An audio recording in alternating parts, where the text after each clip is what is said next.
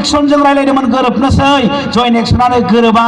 उरखावजों रायलायदोंमोन गोरोबनोसै उरखावानो गोरोबा गाबोन मिथियाव बुंफैनो हागौ नाथाय नोंथांमोन हाग्रामा महिलारिखौ नों जुदि समाना सिटलि समस्तिखौ UPP नो हगारनानै होयो होनबानो BJP आव थांसै आरो खाम्फानिया जाबाय नोंथाङा जुदि डिपुटिशिपखौ BTC नि डिपुटिशिपखौ UPP नो हगारनानै होयो नै जैला फान्थे BJP आव थांसै बिश्वजित दैमारिया बुंबाय नोंथाङा जुदि रायजो सभानि MP खौ उरखाव गोरा ब्रह्मनो होयो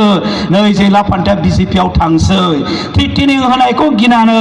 हाग्रामा महिलारिया दिनै बर'फोरनि गेजेराव राजनीतिक गोरोबलायनायखौ फुरा बन्द खालामफिननानै दोनबाय होनबा दाया प्रमद बर'नि ना दाया गबिन्द बसुमतारीनि ना दाया एबसुनि ना दाया NDP नि ना दाया UPP नि ना दाया जयेन्ट एक्सननि ना दाया सोरनि नोंथांमोननि बिजिरनायाव थाबाय आरो नोंथांमोना बेखौ बिजिरनानै नायगोन आङो खावलायबाय दिनै BPमा मिटिं खालामदों खौरांगिरिफोरनि सिगाङाव बुंदों ससियेल मिडियायाव होदों टिभियाव होदों पेपाराव होदों जे BTC आव गोदान जिल्ला दाबावसिगोन BTC आव गोदान महकुमा दासिगोन गसाइगावआ गोदान जिल्ला जासिगोन कसुगावआ गोदान महकुमा जासिगोन बिजिनिया जिल्ला जासिगोन सालबारिया साब डिभिजन आरो बिजिनिनि सिङावनो बबेबा पानबारिथिं महकुमा बानायगोन अदालगुरिथिं रौतासारिला बबेयाबा जिल्ला जागोन बबेयाबा महकुमा जागोन नोंथांमोना बे रावखौ बिजिरनानै नाय बे जिल्ला गोदाना बबे ओनसोलाव बे महकुमा गोदान महकुमाया बबे एरियायाव बे BTC नि सिङावनो बुंबाय थादोंना बुंबाय थायाखै BTC नि सिङावनो बुंदोंना बुङाखै गसाइगावआबो BTC नि सिङाव कसुगावआबो BTC नि सिङाव बिजिनियाबो BTC नि सिङाव रौतासारियाबो BTC नि सिङाव माजबादआबो BTC नि सिङाव अराङाबो BTC नि सिङाव होनबा BTC नि बाहेराव गहपुरसिम नङाबा सिमेन्ट सापरिसिम जनाइसिम BTC नि सिमाखौ लांनानै धेमाजिया माने सिमेन्ट सापरि गोदान जिल्ला गहपुर गोदान जिल्ला धेकियाजुलि गोदान जिल्ला बुंदों ने बुङाखै नोंथांमोन बिथाङा BTC नि सिंनि बाथ्राखौसो बुंदों बे BTC सिङाव फिसा फिसा जिल्ला खालामनानै मा जागोन फिसा फिसा महकुमा खालामनानै मा जागोन खालाम बे जेरै दं बेबायदिनो नाथाय BTC नि सिमाया सानजाहा सिमेन्ट सापरिसिम बारायलांसिगोन होननायनि जेबो बाथ्रा गैया थ' बेनिखायनो नोंथांमोना बेखौबो बिजिरनानै नाय बिथांमोना BTC नि सिंनि बाथ्राखौसो बुंदों गुबुन मोनसेया फैनानै हा पाट्टा रानफैदों आरो बुंदोंनो हा पाट्टा नांगौबा UPP गारनानै फै BPआव हाबफै आर'नाइ गानफै जयेन जाफै नङाबा हा पाट्टा मोना नाथाय नोंथांमोन जों माहारियारि आफाद दुलाराय बर' फरायसा आफादा जाथिनि जेंनायाव राजनितिक खालामनो हाया NDPआ सोमावसारग्रा आफाद जाथिनि सार्थ राजनितिक खालामनो हाया जों बुंदों मा BPF मा UPP मा एबसु मा NDP बर' मानसियानो हानि पाट्टा मोननांगौ सोरबा BPआल' मोनो सोरबा UPP हा मोना UPP नि मानसिया BPआव हाबबासो हा पाट्टा मोनगोन जों बेखौ बुंनो हाया जोंनि थाखाय BPआबो हा मोननांगौ UPPआबो हा मोननांगौ बर' मानसियानो हा मोननांगौ बे जाबाय जोंनि थांखि बेबायदिया मोजां नङा दिनैसो माने हानि पाट्टा दामना बुजिनो बाखि दंबावो नामा हा पाट्टा जासि फैफ्लानाय मानि 2020 नि BTC इलेक्शन फैगौ जोंखौ बुरखायनो फैदों बुरखायजागोन नामा नोंथांमोना बुरखायजागोन नामा एसे बोसोर 15 बोसोर BTC सासन खालामबाय एबसुआ दिसपुराव कय बोसोर आन्दोलन खालामखो एबसुआ गुवाहाटीयाव कय बोसोर आन्दोलन खालामखो तेजपुराव बिसिबां रेलि खालामखो वी वान लेन्ड पाट्टा जों बिसिबां बिखो 15 बोसोराव हा पाट्टा होनो हायोमोनब्ला मानो होआखै जोंसो बुंदों दिसपुराव सर्बानन्द सनोवालखौ हिमन्त बिश्व शर्माखौ नोंथांमोननि सरकारा बर'नि सासे एसिएस अफिसार नरेन बसुमतारीखौ सनितपुर जिल्लानि डिसि खालामनानै हो आरो डिसि खालामना होनानै बे सनितपुरनि लेन्ड हा पाट्टा मोनि रायजो राजाफोरनो नरेन बसुमतारीनि गेजेरजों नोंथांमोना हा पाट्टा राननानै होनानै जों दाबि खालामदों। नाथाय बिथांमोना सर्बानन्द सनोवाला बुंदों जोङो डिसि होलायनांनाय नङा, डिसि होयोबा गोबां बेले बेजे बाथ्रा फैगोन, नांगौबा जोंनो बेबस्था खालामगोन। बिथांमोना खोथा होदों आरो कंग्रेस सरकार थानाय समाव तरुण गगैया थांनानै माखासे मानसिफोरनो हा पाट्टा रानना हैदों। बावदों नामा बेखौ खाम्फा मोना मानो बावदों? दिनै बिटिसि इलेक्सन फैगौ, गावनि 14 नाम्बार चिरां समस्तियाव हा पाट्टा रानलायनो नङा, गुबुन गुबुन रानफ्लानायाबो जागायसिगोन। दा जोंनि रायजो राजाफ्रासो बेहाय सांग्रां जानांगौनि गोनांथि दं। गुबुन मोनसेया जाबाय सिगां समाव बर' थुनलाइ आफादा जोनोमनि उनावनो 1952 1952 सनावनो जोनोम जादों बर' थुनलाइ आफादा। जोनोमनि उनावनो बिथांमोना आन्दलन खालामदों, दाबिबोदों एलपि स्कुलाव बर' रावखौ थिसननांगौ, एमइ स्कुलाव बर' रावखौ थिसननांगौ, हाइ स्कुलाव बर' रावखौ थिसननांगौ, हायार सेकेन्डारिसिम थांनांगौ दाबि खालामबोनानै एलपिआव मोनबाय, एमइआव मोनबाय, हाइ स्कुलाव मोनबाय, मेट्रिक होनो मोनबाय, कलेजाव एमआइएल जाबाय, दिनै डिग्रियाव मेजर जाबाय, दिनै एमएआव कर्स जाबाय आरो दिनै भारत संबिजितनि 90 सिदुलाव हाबनायनि उनाव दिनै इउपिएससि आनजादनि मोनसे अपसनेल पेपार महरै बर' रावजोंबो लिरनो मोनबाय आरो आसामनि एपिएससि आसाम पाब्लिक सार्भिस कमिसननि आनजादावबो अपसनेल पेपार हिसाबै लिरनो मोनबाय आरो बेजों लिरनानैनो मनज स्वर्गियारि आइपिएस जाबाय। बर्मानि मनज स्वर्गियारिया बर' एमआइएलजों अपसनेल पेपार हिसाबै लिरनानै गोबां बर' मिडियाम फरायनानै दिनै आसामनि एसिएस अफिसार जाबाय, गुबुन गुबुन अफिसार जाबाय। नाथाय दिनैसो बिटिसिआ मानसि थैनानै मोननाय, मुंख्लं जानानै मोननाय बर' रावखौ क्लास 8 सिमल' मिडियामखौ क्लास 8 सिमल' खालामनोसै होननानै थांखि दैखांनो नागिरबाय। जायखौ एसे आगोलाव एमसिएलए खिन्थालांबाय। 3 तारिख अक्ट'बर एनडिएफबिनि जोनोम सानखालि सेक्रेटारियेट अफिसाव मिटिं जादों। बिश्वजित दैमारिमोना सिङाव आन्दोआव गावसा थांखि दंखासैमोन जे क्लास 8ल' खालामसै, खालिबोल' थांखिखौ बयबो गनायबानो डिसिसन लानोसै। बिश्वजित दैमारिया स्पिच होबाय जे इंलिश रोङाबा जेबो जाया, आं 26टा हादोर बेरायबाय, जेरावबो नुबाय इंराजि, बेफोर बाथ्राखौ बुंबाय। जोंनि प्रफेसर जोंनि सानसुमैफोरा माइक्र'फनाव थांनानै काउन्टार खालामबाय जे नोंथां बायदि 26टा हादोर बेरायनो जोंहा फैसा गैया, फैसा दंखायसो नोंथाङा बेरायदों, फैसा गैयाबा नोंथाङाबो बेरायनाय नङामोन। दिनै बर'आ बर' लेंगुवेजआ एमए सिम थांनायनि उनाव इउनिभार्सिटिसिम थांनायनि उनाव बिटिसि सरकारा क्लास 8 सिमल' खालामनो नागिरदों, बेखौ जों गनायनो हाया। बिथांमोना स्पष्ट बाथ्रा बुंबाय। भारत सरकारा गोदान सोलोंथाइनि आयेन बानायदों, निउ एडुकेशन पलिसि बानायदों। बिथांमोना निउ पलिसि बायदि बुंदों जे क्लास 12 सिम जायनि मिडियामा दङ बे मिडियामाल' थागोन, मिडियाम अफ इन्सट्राक्सन हिसाबै। जायनि मिडियामा क्लास 8 सिमल' बिसोरखौ बोखारनाय जासिगोन होननानै बुंदों। बे लेखा आसाम सरकारा बर' रावखौ क्लास 12 सिम एप्रुभ होखाबाय। खालिबोल' बर' थुनलाइ आफादा बिजाब साफायनायाव आरो ट्रेन्सलेसन खालामनायाव लेट जानायखाय बेखौ स्टार्ट खालामनो हायाखै, जागायजेननो हायाखै, बेयावल' आद्रा जानानै दङ। बे दिनखालि कमिटि दानो नागिरबाय। कमिटियाव आफादफ्रा थानांगौ, सानसुमैफ्रा थानांगौ। जोंनिफ्राय स्पष्ट माहारियारि आफादफ्रा स्पष्ट होबाय जों बे कमिटियाव थाया। आरो कमिटियाव मानो थानो, जेखौ जों गनायखायानो, जेखौ जों मानिनोनो हाखायाखै, बोरै जों बेखौ गनायनो, बे कमिटियाव बोरै थानो? जोंनिफ्राय स्पष्ट बुंबाय। होनबा नोंथांमोन बिपिबा दिनै पावाराव थानानै बर' हारि फोजोबस्रांनो नागिरदोंना बर' हारि दानो नागिरदों? प्रश्न जादों। बर' मानसिफ्रा साख्रि मावो होनो होनोब्ला 60% फोरोंगिरि साख्रि मावो एलपि नि फोरोंगिरि एमइ नि फोरोंगिरि हाई स्कुलनि फोरोंगिरि हायर सेकेन्डारिनि साबजेक्ट टिचार माखासे साफा सानै कलेजाव होनबा नोंथांमोन बर' मिडियामा थैनाय लोगो लोगो एलपि स्कुलाव मास्टार मोनला एमइ स्कुलाव मास्टार मोनला हाई स्कुलाव मास्टार मोनला हायर सेकेन्डारियाव साबजेक्ट टिचार मोनला होनबा 60% बर'फ्रा आरोबाव बेखार जाबावनोसै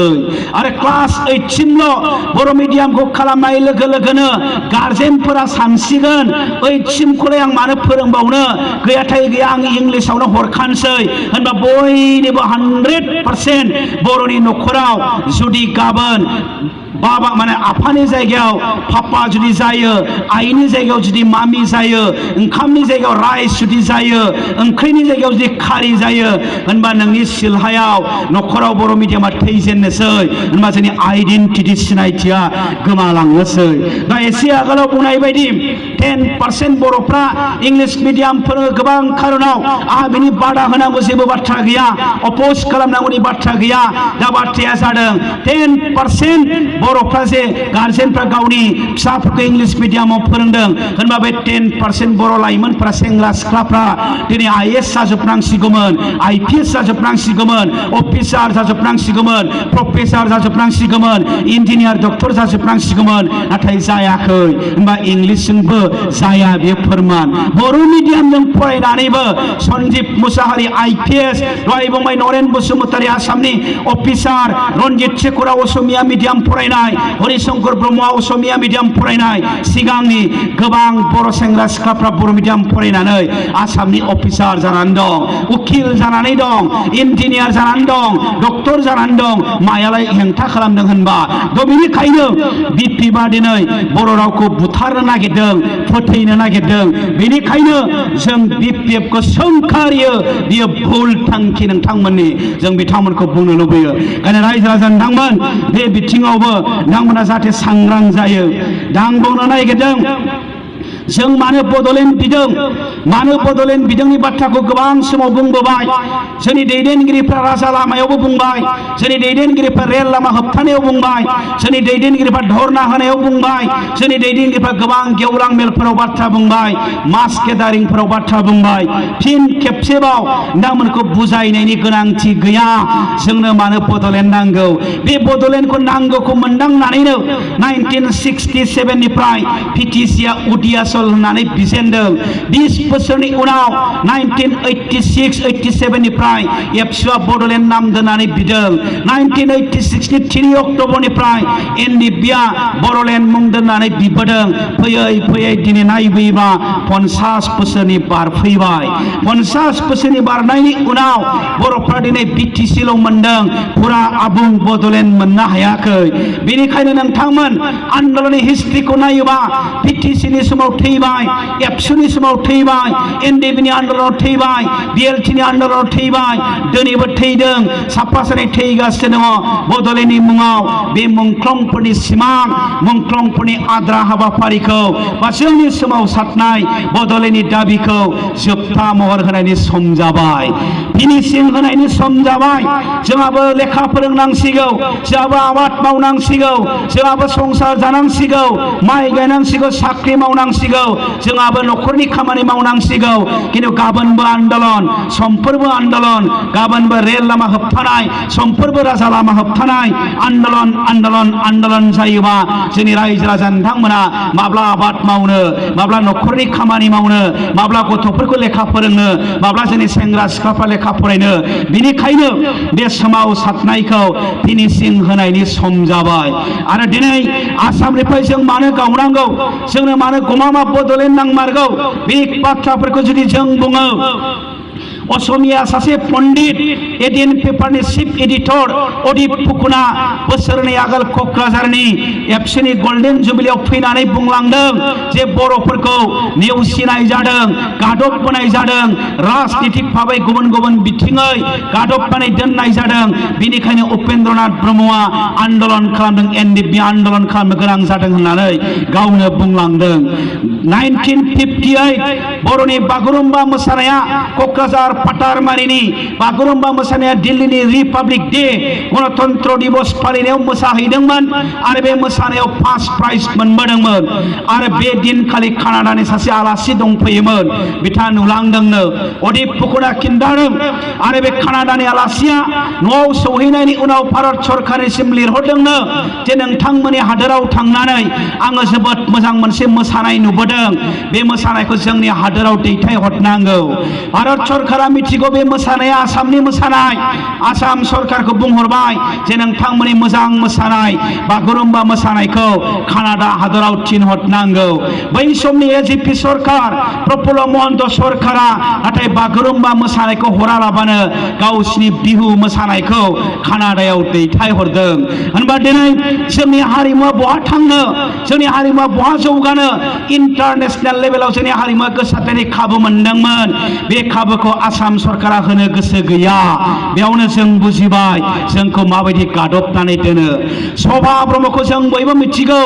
गसाइगावनि बिथाङा गसाइगावनि खोलाहा थिपखाइथिं थांग्रा लामाथिं बिथांनि गामिया नङा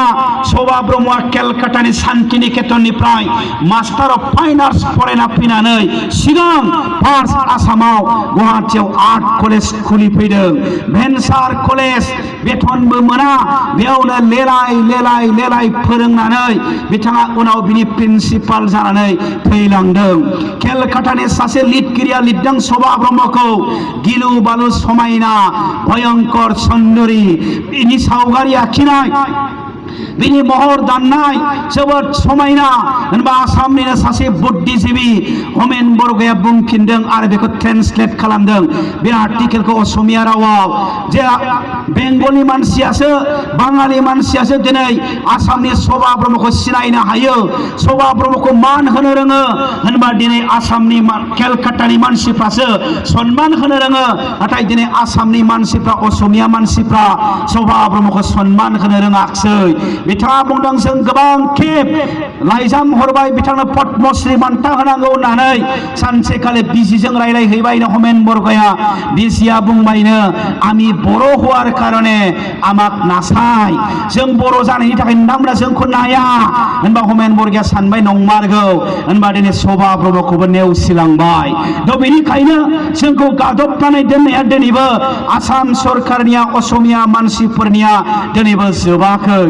एबसुनि आन्दलना सिगां उपेन्द्रनाथ ब्रह्मनि दैदेननायाव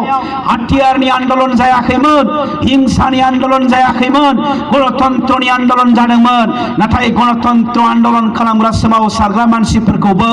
जेलाव सोनानै दोनो बुख्रुबो गावथारो जिनाहारि खालामो अपारेशन खालामो न' बुसियो बुग्लुंलाङो बिनि उनावसो डेम'क्रेटिक सोमावसारनाया गुबुन महर लादों होनबा जोंखौ फेरलेबसेबो आसामाव मोजाङै थानो होआ जों बिनिफ्राय बुजिनो हाबाय आसामाव जोंहा रैखाथि गैया गुबुन मोनसे 1979 आव 1979 सनाव आसुवा आन्दलन खालामदों बहिरागत होखानायनि मुङाव बांलादेशी होखानायनि मुङाव 6 बोसोर आन्दलन जानायनि उनाव 1985 आव एकर्ड जादों आसुनि एकर्ड आसाम एकर्ड आरो बे एकर्डआव 6 नाम्बार दफा दङ 6 चेप्टार दङ आरो बेयाव लिरनाय दं असमिया मानसिफोरनि रक्षा कवच रैखाथि होनाय असमिया मानसिखौ साख्रिनि रिजार्भ एडमिसननि reserve MLA seat reserve MP seat reserve गुबुन गुबुन बिथिङाव रिजार्भ फरायनायाव रिजार्भ बायदि बायदियाव रिजार्भ दा होनबा बै समावनो जोंनि दैदेनगिरिफ्रा प्रश्न खालामदों बे 6 चेप्टारखौ जों गनायनो हाया मानोना जों असमिया नङा जों बर'सो जों असमिया नङाबा नोंथांमोना लिरनायाव दङ असमिया मानसिनि रक्षा कवच होनबा प्रश्न खालामनाय जादों असमिया सोर असमिया गुन असमिया जोंनिफ्राय प्रश्न खालामदों बिथांमोना दिनै गावसिनि असमिया मानसिफोरनि थाखायल' रक्षा कवच खालामनानै दोननो नागिरदों जोंनि थाखाय रक्षा कवच गैया आरो बे 6 चेप्टारा इमप्लिमेन्ट जानांगौबा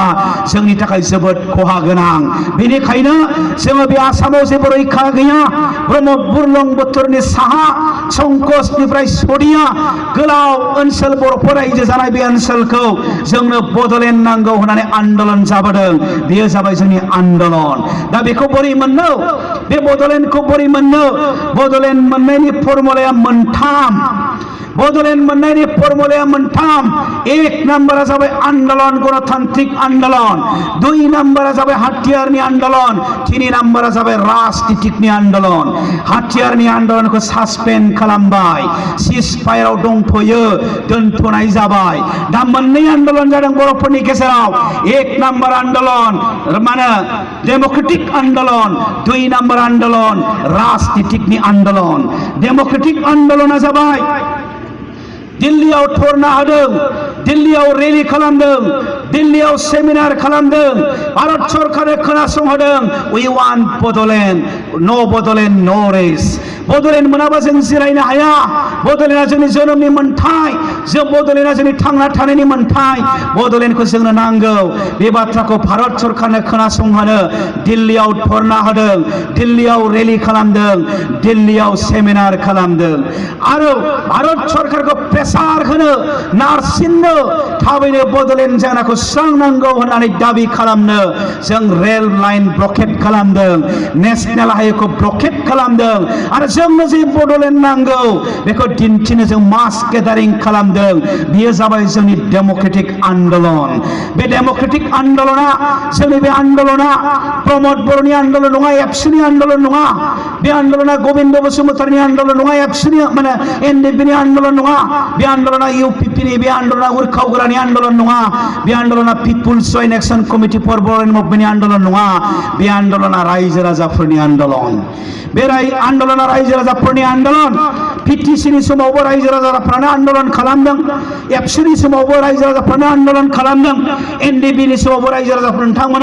बिथांमोनखौ सेल्टार होदों, जायगा होदों, दोनखोमादों पुलिस मिलिटारिनि आन्दोआव, बिथांमोनखौ जायगा होदों, जोथोन लादों, बेंदों। बे आन्दोलना रायजो राजाफोरनि आन्दोलन। आरो रायजो राजाफोरनि आन्दोलनजोंनो बिएससि मोनबोबाय, बिटिसि मोनबोबाय। आरो फैगौ समाव नोंथांमोननि आन्दोलनजोंनो बड'लेण्डआ जाफुंसार जानांगोन। बेयो जाबाय जोंनि गणतान्त्रिक आन्दोलन, डेम'क्रेटिक आन्दोलन। गुबुन मोनसे आन्दोलना जाबाय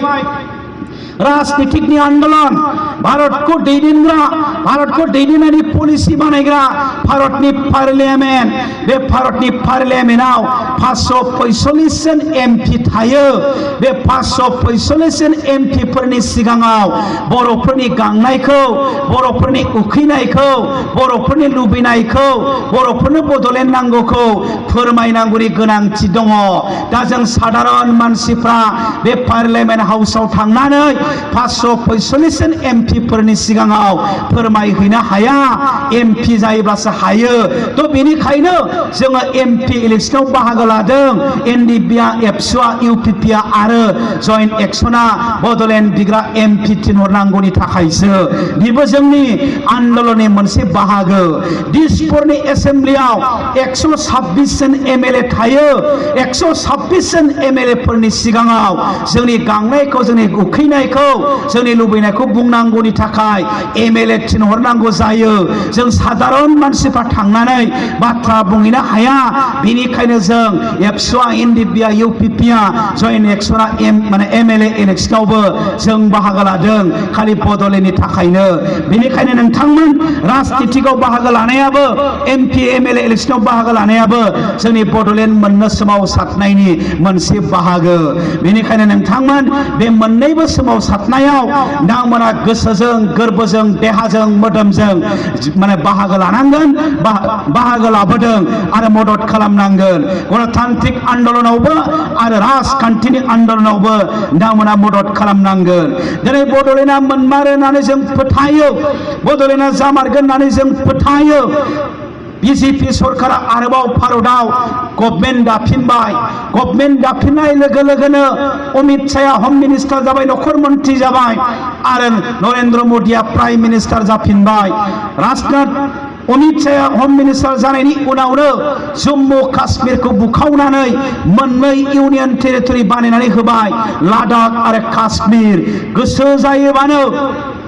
मिनिट सेकेन्डनि गेजेराव दिननि गेजेरावनो भारत सरकारा इउनियन टेरिटरि बानायनो हायो सेपारेट स्टेट बानायनो हायो होननानै जों फोरमान मोनबाय लादाख आरो काश्मीरखौ इउनियन टेरिटरि खालामनायनि उनाव होनबा जोंनि आन्दोलना दलद थायोबा जोंनि सोमावसारनाया सिरि जायोब्ला बे काश्मीरखौ बानायनाय बायदि बे लादाखखौ बानायनाय बायदि जोंनो नांला खोमा साननानै सिरि थाबाय माथो आन्दोलन खालामनो हाला साननानै जोंनो होआबो जानो हागौ थ' बिनिखायनो जोङो बुंगोन जे जोंनोबो नांगौ आरो जोंहाबो मोनो बियो लादाख आरो काश्मीरनिफ्रायनो जों दिनै स्पष्ट जाबाय थ' बिनिखायनो नोंथांमोन जोंनि आन्दोलनखौ जों खम खालामनो हाया जोंनि सोमावसारनायखौ जों खम खालामनो हाया जोंनि हाबाफारिखौ जों दोनथ'नो हाया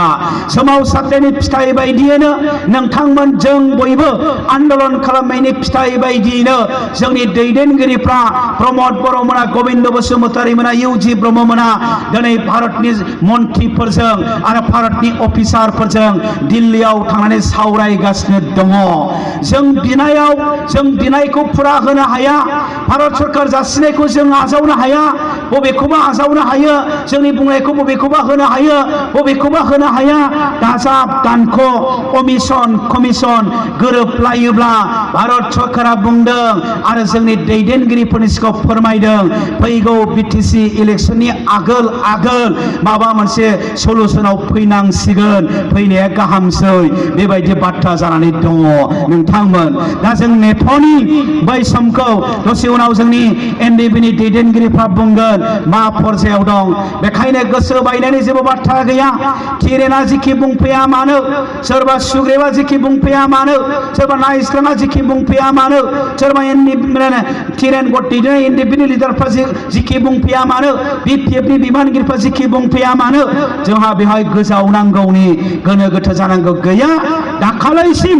एनडिपिआ थिरेन गट जानायनि आगोलसिम जयेन्ट एक्सना गोदान जानायनि आगोलसिम जों रायजो राजाफ्रा जेरैबायदि आन्दोलनाव बाहागो लादों बेबायदिनो एखे नोंथांमोना बाहागो लाफिननांगोन नोंथांमोनखौ जों खावलायदों आरो बेबायदिनो जोंनि सोमावसारनाया जागोन दाथ' मा खोनादों जों हारि दानायाव बोरै जागोन बेबायदिजों सिगनेटआव मोनसे रुम दंखासैनो सनन ब्रह्मआ जायनो फैयो बेयावनो जालांनो हायो जायनो फैयो बेनो उन्दुलांनो हायो गावबो सोलाबोबा गावबो फैबा मोनाबिलि जानाय लोगो लोगो जेब्लाबो फांसन जायो दा जोंना सासे मानसिया खिन्थादों मैयाना दाखालै जे बे सिगनेटआव सानसेखालिनि फांसनाव जोंना थिरेन बर'आ दानि पेरेरेल माने गावनानै थांनाय एनडिपिनि आफादगिरि थिरेन बर' गट दैदेननाय एनडिपिनि आफादगिरि थिरेन बर'आ सिफुं सुग्रानो सन्दना हारमनियाम दामग्रानो जानाय लोंनाय रंजानाय पार्टि बोरो सोमावसारनायालाय बोरो रिभलिउसनालाय बोरो जांख्रिखांनाया बोरो उदांस्रिया दिनै जानाय लोंनायाव गफबनाया जागायजेनबाय हारमनियाम दामनाय देनायाव गफबजेनबाय बेनिफ्राय जोंहा उदां जानांगोन सोमावसारनायखौ जों बुजिनो सेस्था खालामनांगोन आइ आफा रायजो राजा नोंथांमोन गोलाव बुंनो लुबैयाखसै थांनाय समाव जेरै राजा लामायाव होबथानायाव लोगो मोनदोंमोन बेबायदिनो लोगो मोनफिननांगोन थांनाय समाव रेलगारि होबथानायाव जेरैबायदि लोगो मोनदोंमोन बेबायदिनो लोगो मोनफिननांगोन आरो दिल्लीयाव जेरैबायदि धरना होनायाव लोगो मोनदोंमोन बेबायदिनो लोगो मोनफिननांगोन आरो बिटिसि इलेक्सननि आगोल एकदा गमामा जामारोबा रंजानायावबो जों ज' लोगो मोननांगोन रायजो राजा नोंथांमोनखौ बयखौबो खेबसेबाव जोंनि गोदान जानो गोनां बड'लेण्ड आरो एकर्ड जानो गोनांनि थाखाय खेबसे आखाइ खबनो नोंथांमोनखौ खावलायबावबाय बयनिसिम साबायखरनि बुंनायखौ फोजोबबाय गोजोन्थों।